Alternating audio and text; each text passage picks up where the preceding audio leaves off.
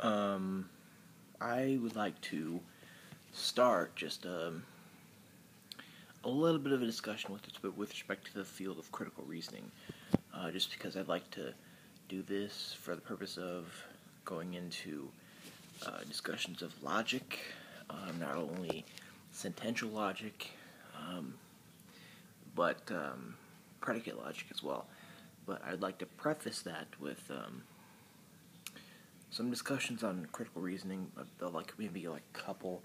Um, this one is just one with respect to how to pick arguments out of sentences. This is a very simple thing. If you take, critical reasoning courses are very common. You can pretty much take one at most community colleges or universities. This is a very basic philosophy course. If you want to take it, it will kind of make it easier for you to pick arguments out of sentences. Pretty much in an argument. And after this, I'm going to have a video discussing deductive and inductive arguments and how they can be valid. Valid and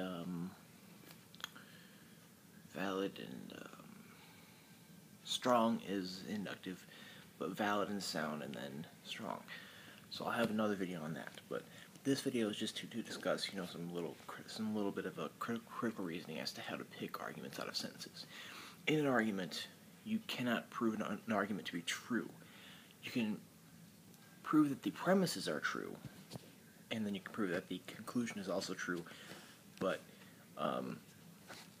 you cannot say that an argument is true. You can say that an argument is valid and sound and strong, depending on whether it's deductive or inductive. So basically, an argument is made up of premises. Sometimes one premise, but it's normally like about two premises, and then a conclusion.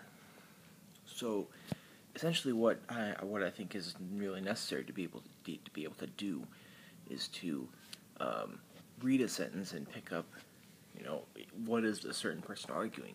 If you want to go into philosophy, if you want to discuss philosophy, if you want to read it and learn about it, you have to be able to read philosophy and pick up the arguments, which is why you have to be able to pick up the arguments from just common sentences, common things.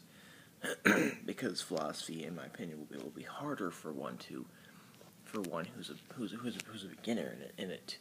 It will be harder to do this if not having done this already in common language that is not about complex things like philosophical concepts.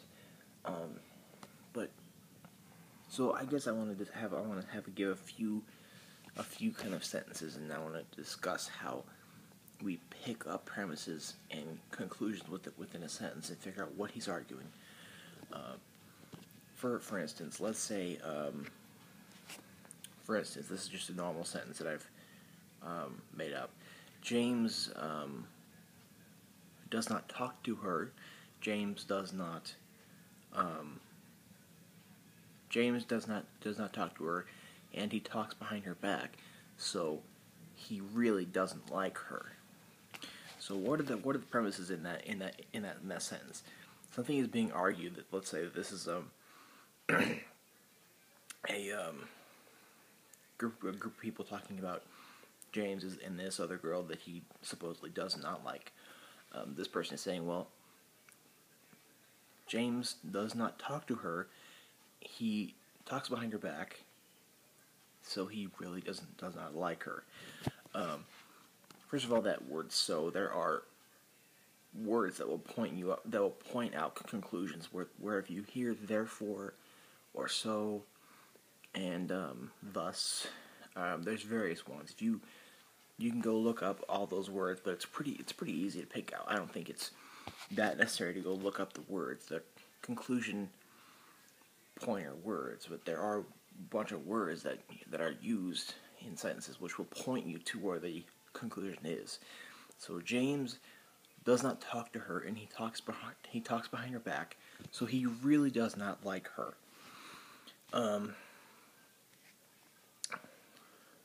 So he really does not like her. So that's pointing out that conclusion. James in that, because there are premise words. There are words that point out the premises too. However, I think that those are not very necessary to discuss here, because conclusion words pretty much are used more often, and they will point out where the conclusion is. And if you can see the conclusion, you can pretty easily see the premises as well. So essentially, I think that because if you see the word "so," he really doesn't like her. That will point you to the conclusion following the word "so." Let's say it's therefore. James does not talk to her. He talks behind her back. Therefore, he really does not like her.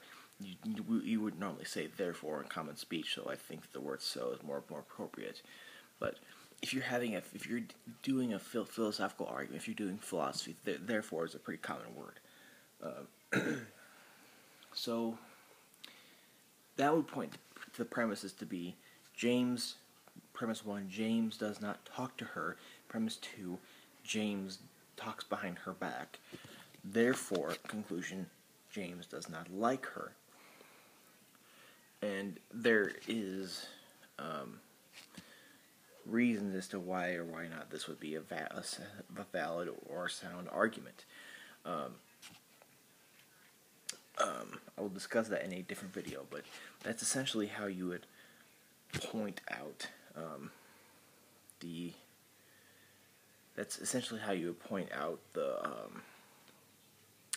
premises and conclusion in a sentence and put that into an argument. And thus, having done that, once you're able to do that, then you can evaluate the argument, see whether it's valid. What kind of argument is it? Is it deductive or inductive? And if it's inductive, is it strong? If it's deductive, is it valid? If it's valid, is it sound? So once you are able to pick that stuff out of a sentence and put it into an argument, you are then able to evaluate the argument. So let's try one that's let's try a sentence that's actually from philosophy. Let's see here.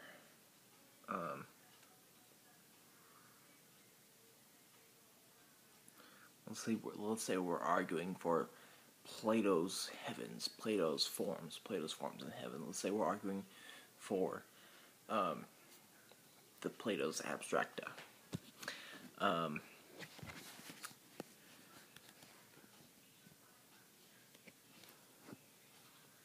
There are problems for mathematical. There are problems for numbers. I'm trying to phrase this.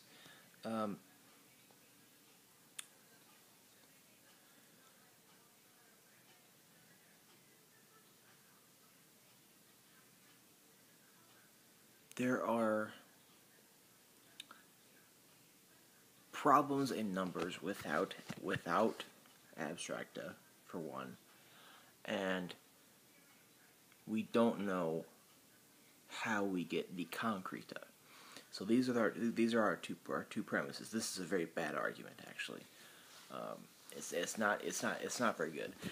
The Quine-Putnam indispensability is a problem in contemporary philosophy of mathematics, which pretty much is saying that we have problems if we don't ascribe to Plato's, not necessarily Plato's abstracta, but if we don't ascribe to Plato's if we don't ascribe to ontological realism or Plato's forms, essentially the abstracta, then we're going to have epistemological problems for numbers. That's what that is. So, number one, premise one, there is epistemological problems for number if we don't believe if we don't ascribe to abstracta. Premise two, we don't know where concrete come from without abstracta, therefore abstracta exists. The abstract objects exist. So if you know what I'm talking about, you realize that this is a very bad argument. I'm just trying to make a example. This is a fallacious argument because, for one, we're saying that just because we don't know where this comes from, and just because we have problems here, we're just gonna believe this. It's kind of like Pascal's wager, which says that well, it's not really. It just says that, well, Pascal's wager is that since we don't know whether God exists or not, we might as well believe in God so that just in case he does exist, that we don't go to hell. It's kind of like that. So for premise one, there is epistemological problems for number if we don't believe in the abstract objects. Premise two, we don't know where the concrete objects come without the abstract objects. Therefore, abstract objects exist. So it's very easy to do this. It can become harder, but sometimes the conclusion is in front of the premises. So that's one thing. So I guess what I'm trying to say is that this is not the best video for it. But if you want to have more practice on this, there's lots of resources online for it. What I'm trying to say here is that it's important to be able to read something and pick out arguments. That's what I'm trying to say. And there's lots better resources out there other than me talking to help you with that. Or take a critical reasoning course. There's lots of them out there.